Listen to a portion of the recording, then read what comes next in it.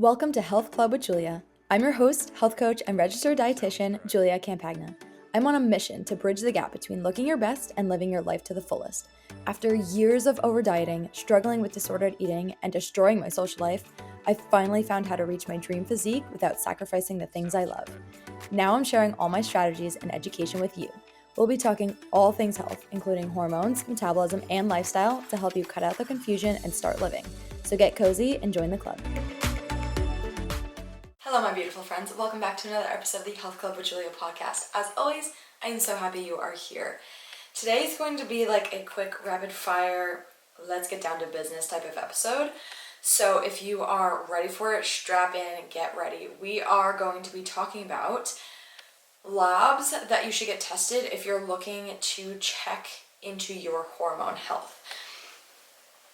Now, take this with a grain of salt because you might not need to run labs. And so this is where it's kind of depending on the person. I am someone who does recommend getting general labs done at least yearly, if not every 6 months, just to check in with your general health. You should be up to speed and in the know about how your body is functioning on an everyday basis. And this is something that you can just do with your primary care doctor. Run your annual labs, get, the full CBC count, metabolic panel, lipid panel, all the things, just to see how your body's actually operating from a foundational cellular level.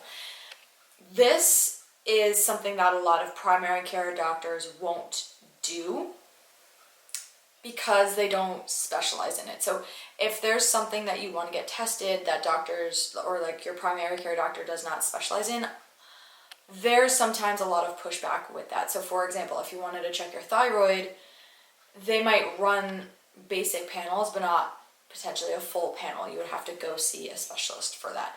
So especially with hormone labs, you could talk to your gynecologist about running these kinds of labs.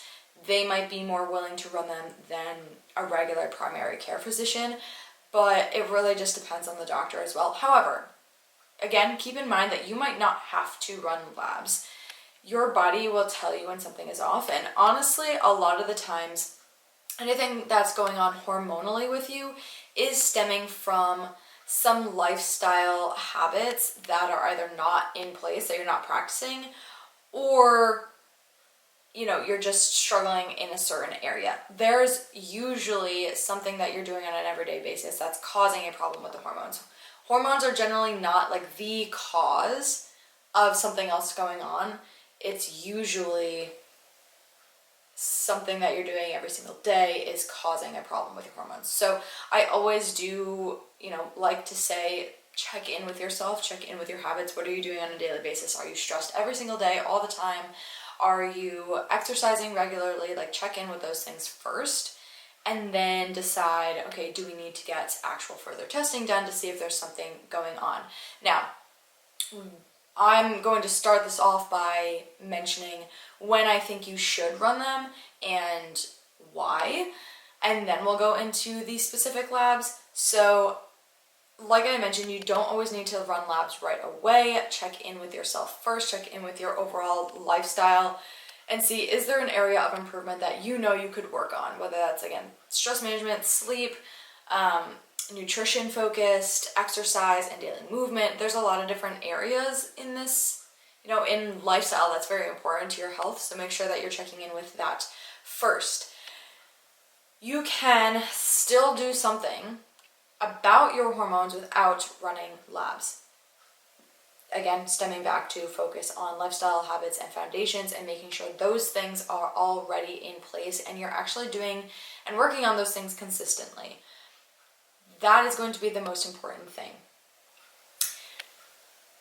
If there's something that you already know that you can change and improve upon, do that first and then see if you need additional labs if nothing is improving. And this is why running labs and getting lab work done is generally part 2 of my coaching program, unless you have a specific reason why you're coming to me and we already know that you need to run labs for more, again, specific reasons, then we'll do that pretty much right away. But for the general population, I don't run labs right away in my coaching program.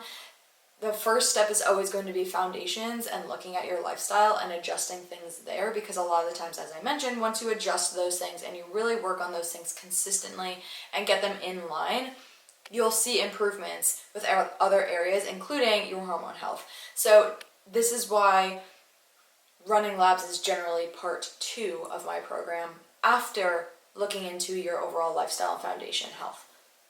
That's, again, side note, when I don't think that you need to run them is if you have things that you know that you could work on already. Now, when you should get them, or when you might want to look into them deeper, is number 1, your foundations are spot on. You are working on your stress management daily. You're not a super overwhelmed or stressed person. When you're working on your blood sugar balance and making sure that you don't have big, drop or spikes and drops in your blood sugar, and you're working on overall foundations and habits around that.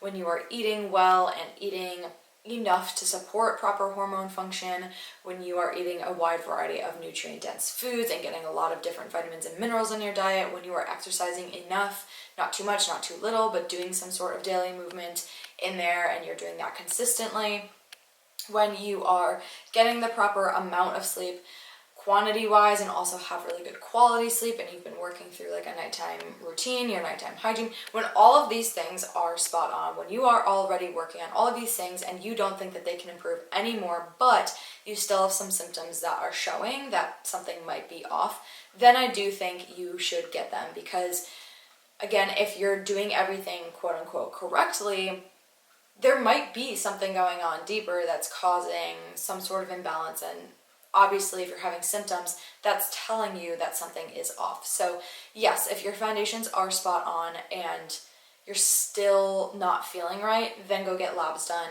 Look a little bit deeper, use those labs as data points to see what the cause is of your symptoms that you're having. So that's number 1, when you should go get them. Number 2 is when your body is giving you excess signs that something isn't right. So again, this kind of ties with number 1, but if you are having a lot of symptoms that are not normal for you, so speaking to periods more specifically, maybe you have really, really heavy periods, or really, really bad cramping, or headaches or migraines. Maybe you're spotting quite often during your cycle, like mid-cycle, around different parts of your cycle, and you shouldn't be having your period yet. Maybe you have really, really bad fatigue and you wake up every day extremely tired and you go through every day extremely tired all day. Potentially you're either wired and tired at night, or you were just simply exhausted all day. Like, there's multiple different symptoms that your body will show you that something is off. And if you're having these excessive symptoms, no matter how well you're taking care of yourself, then you should be going to get it.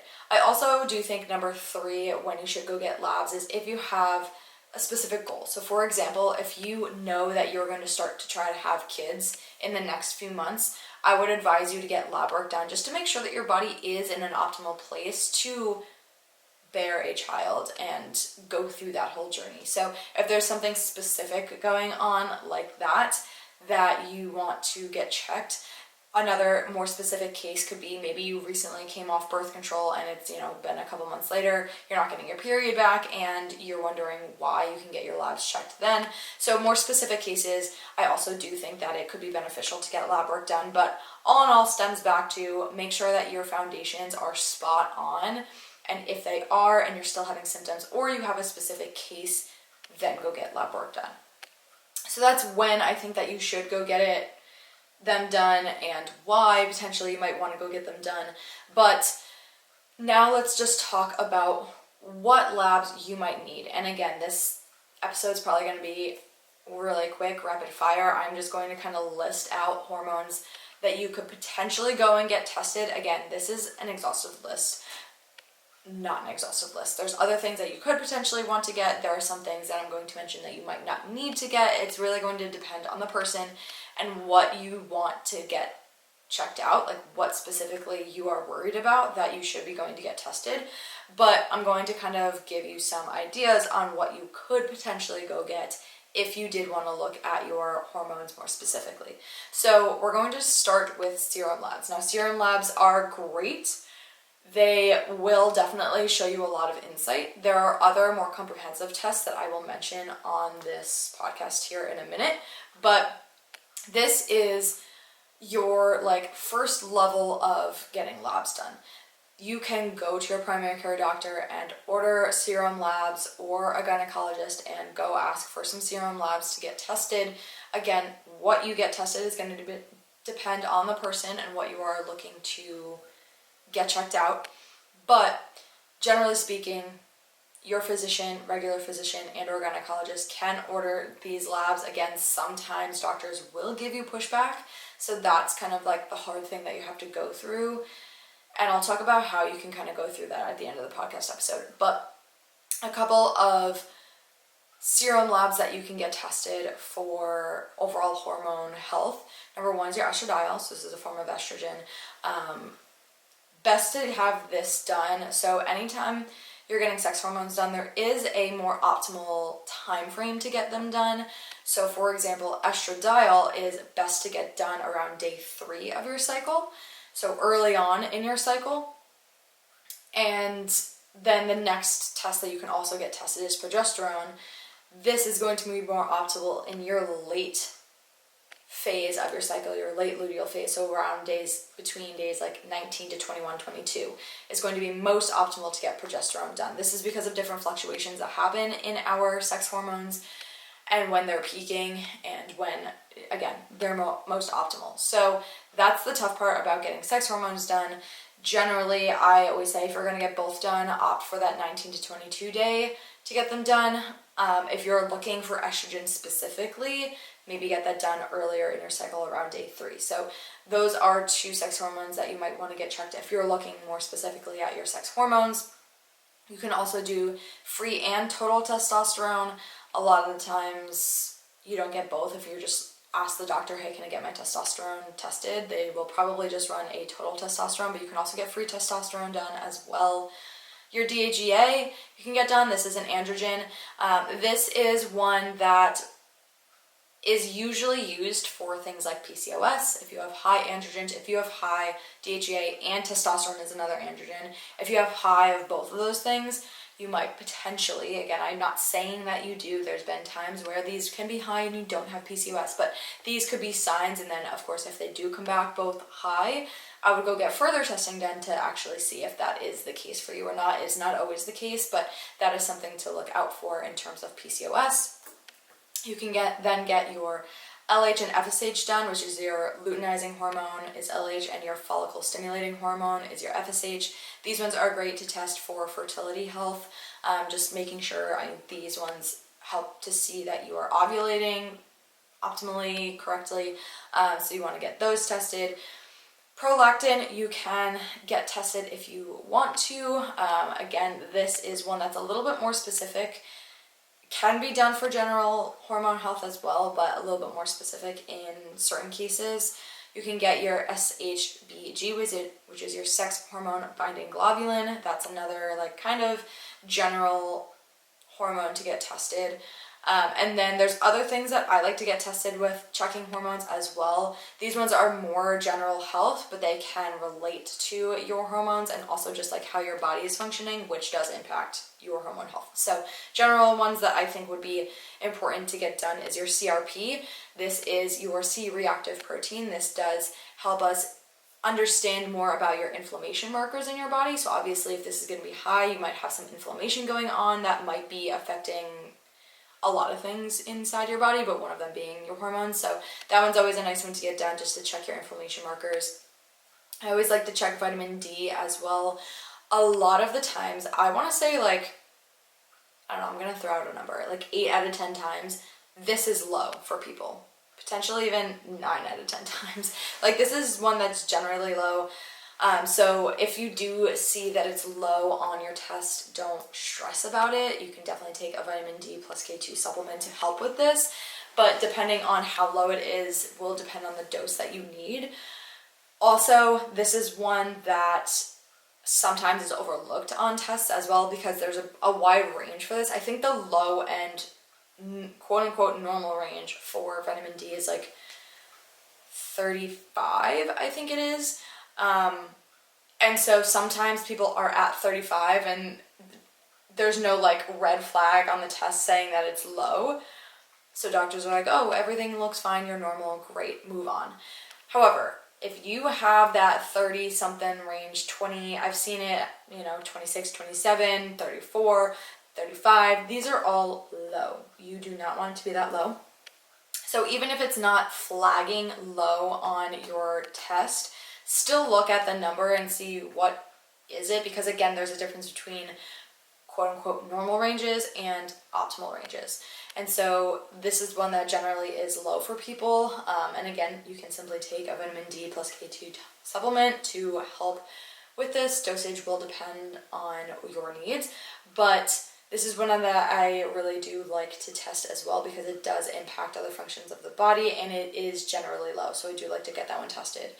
You can get your serum cortisol tested as well, especially if you are an overly stressed person and you feel really overwhelmed most of the time. This could be one that you want to get tested. I also like to test for fasting glucose and insulin, just seeing how your blood sugar balance is, making sure you're not insulin resistant or anything like that, because that can lead to issues down the line. And this could be another marker that you want to look at if your DHEA and testosterone is high. This could be another good one to look at in terms of PCOS. Again, all of these things are not diagnoses, you know what I'm saying. These are not things that would diagnose PCOS, but they are, red flags, so to speak, and just things to watch out for in terms of PCOS. So those two, and then you can also get done your thyroid panel. Now again, this is one that a lot of doctors will just kind of order your TSH and send you on your way. There's a lot more that goes into a thyroid panel than just TSH that you would want to get checked for looking at your overall thyroid. But generally speaking, again, general serum labs, you can get your TSH, your TPO, and then I would get your free T3 and T4. There's also reverse T3. There's more than just those, but those are some that I would ask for, not just getting like your TSH and that's it. But those are some serum labs, so serum meaning blood work, where you go into like a LabCorp request, get your blood drawn, and they can run these labs. Generally speaking, again, these are ones that your primary care physician can order you, your gynecologist could potentially order you as well. There might be pushback, again, I'll talk more on that as well, but these are ones that shouldn't have too much pushback unless there's, some doctors just do, but this is all blood serum labs that you can get done. Now again, these are the more basic level, but serum labs are a great place to start. If you don't have symptoms and you're just looking to get your overall health checked out and hormones checked out, this would be a great place to start. And then if there's anything that's really flagging here, then you can go get more comprehensive tests done if need be. But this is a great place to start.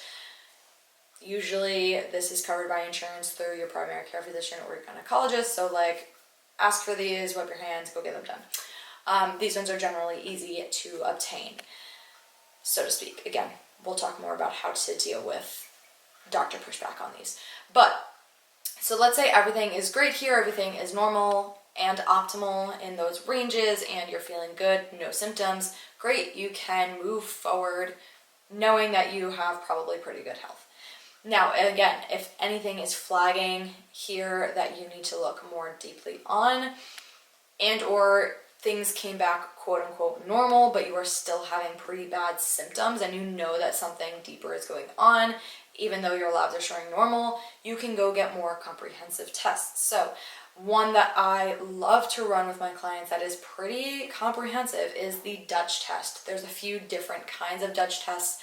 There's like the Dutch cycle mapping, there's the Dutch complete, there's a few different ones as well. I like the Dutch complete because it shows a lot of different things, but it is definitely a more comprehensive test than just your blood work because it goes into different avenues, breaks down metabolite, it goes into a lot without getting too far into it. So some things that it does that blood work does not do is, number one, it shows you the pathways and how estrogen is metabolized. So your estrogen is metabolized in a few different ways.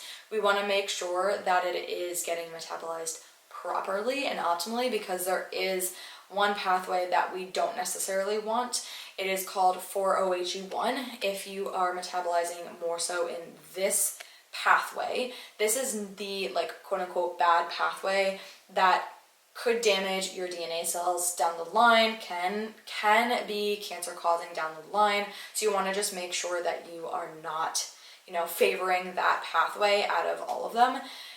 And the Dutch test does help you see and gives you this graph on how much you are favoring that pathway versus others. So it's really good to tell us how you are metabolizing your estrogen and utilizing that in what pathway, so we know, okay, do we need to work on your estrogen metabolism, or are you okay? Like, what's going on deeper on that? So that is one thing that it does that blood work does not do.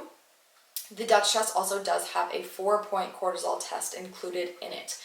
This is great, and it is definitely more comprehensive for testing your overall cortisol levels in general versus just serum. Serum cortisol, again, will tell you baseline if you're fine, or maybe getting potential more testing done, but it is only a 1 point that it is testing with blood serum cortisol. Now, when we think about our cortisol, we have 4 different points that we'd want to test, hence the 4-point cortisol test. So our cortisol has a natural curve. The basic natural curve of a healthy human goes as so. It spikes in the morning. It is going to be the highest in the morning. This is supposed to help us get up, get out of bed, get energized to start our day. It's called our cortisol awakening response. Cortisol spikes, it gets us up, energized, and awake. Then as the day goes on, it does kind of fall in a linear fashion where it does drop off and then should be lowest at night. Hence, you're getting sleepy, you're getting tired, your body is getting prepared for rest and sleep, and then you go to bed. So that is kind of what the curve is over 4 points. The 4-point cortisol test does test all 4 of those points throughout the day. So I believe it's like early morning, mid-morning, evening, and night, or something like that, somewhere along those lines. And it will show you what your cortisol is doing over the course of the day. So some people don't have a big spike in the morning, and they have a greater surge of cortisol in the afternoon or evening. Some people have that spike in the morning, but then drop off way too much in the afternoon and evening, and they're having a big crash in the afternoon. So this will tell us what's going on with their cortisol and how we need to adjust things and give proper protocols depending on what your curve looks like, and different people will have different curves on this. But that is a great one to look at if you do feel like you are an overly stressed human being, if you are feeling wired and tired at night, but you're exhausted all day. These are signs and symptoms that, cortisol might need some help, and your adrenal glands might need some support. So that is something that the Dutch test does that serum labs don't do. The Dutch test also does tell us a little bit about your organic acids and your oxidative stress markers. So this is telling us, like, again, your organic acids, your vitamin B levels. Oxidative stress is something that could be damaging to cells, and we want to make sure that you are removing those free radical buildup that potentially would happen with that as much as possible. So again, it just tells us on a deeper level what's happening with your body and how it is breaking things down, excreting things out of the body, so and so moving forward. So it is very comprehensive. So this is one that I would say you might not need to start with unless you really have straightforward severe symptoms that you're like, okay, this is not normal and we need to get some good testing done. If your foundations are spot on, but you're still having severe symptoms, I would argue that the Dutch test would be great for you to have. But again, if you're just looking for basic labs and just to see a starting point, like a baseline on how you're doing, go with the serum labs and then move forward from there if you need to. Another thing that I love, or another test that I love to use depending on the client, is a GI map test. This is going to be more for gut health, any bloating, digestive issues, anything like that. Then you can go and get a GI map test done, which is very comprehensive as well. Shows you if you have any disease states, H. pylori, E. coli, SIBO, bacterial overgrowths, parasites. This really does kind of touch a lot on different elements within your gut and how your gut health is. So if you're someone who's looking for more gut health support, that is a very comprehensive gut test that you can get done as well. So those are some of the ones that I love and some things that you can get tested depending on how you're feeling, what's going on, and if you just want to get general view of how your health is hormonally. These are some ones that you can start with, and then you can reach out to me. We can talk more about what I think specifically for you would be best. But I did want to just touch on really quickly what you can do or what would be the outcome for a doctor that's giving you pushback. So let's say you are on your own and you are just wanting to get some tests done.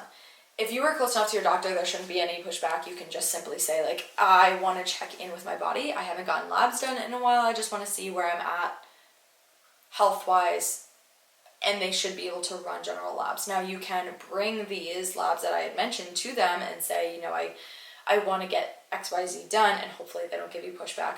But let's say they do give you pushback for whatever reason. There's been multiple different reasons that I've heard doctors give pushback for. 1, it's not necessary. 2, you had labs done not too long ago. 3, they are, the labs that you're asking for are not something that they specialize in, so they don't want to run the labs. So there's various reasons why they would give you pushback. If they do give you pushback, you can contact somebody else. You can contact your gynecologist. You can talk to them just further and say, like, I feel like something is off with me and I just want to make sure everything is fine. But there's really not much that you can say if you are continuously asking and kind of pushing and advocating for yourself and they're still giving you pushback. Unfortunately, there's not a lot that you can do. But you can go and seek out a different practitioner, someone who maybe specializes in certain things, like a functional health practitioner, someone like me who does run labs for my clients and does read labs, a dietitian. If you are seeing someone like a dietitian too, so like what I will have my clients do is if I'm running labs through their primary care doctor and I'm not running them myself, I can give them a script, not like a script for the lab, but like something to say to the doctor, like, hey, I'm working with a dietitian and she wants me to get these labs because of XYZ, and list out symptoms that you're having that I would say that I want them for, and usually they'll run it.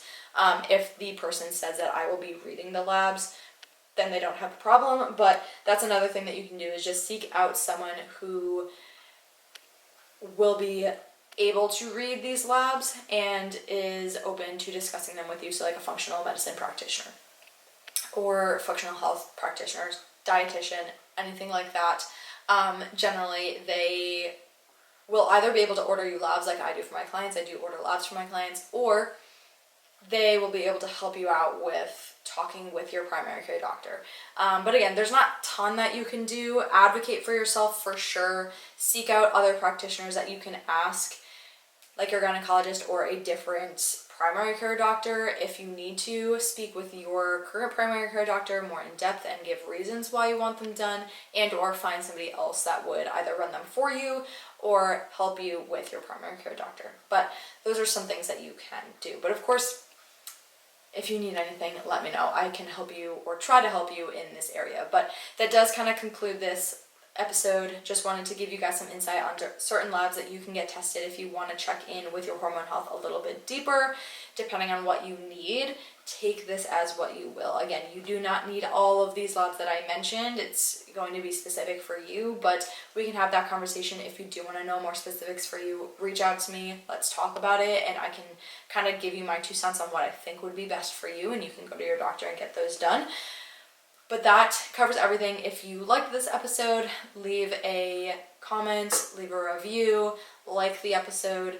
If you have any questions, you know where to find me on Instagram. I will link that in the show notes below. Anything at all, let me know. I also am linking a free resource to PMS and hormone balancing. It's a free guide for you if you are interested in just learning more about how you can balance your hormones and help with your PMS. Check that out. But anything at all, you know where to find me, and I'll see you guys next week. Thank you so much for listening to another episode of the Health Club with Julia podcast. If you love the episode, share the podcast and tag me, and subscribe so you don't miss any further episodes. If you have any questions, feel free to send me a DM. Thanks for being a part of the club. See you next time.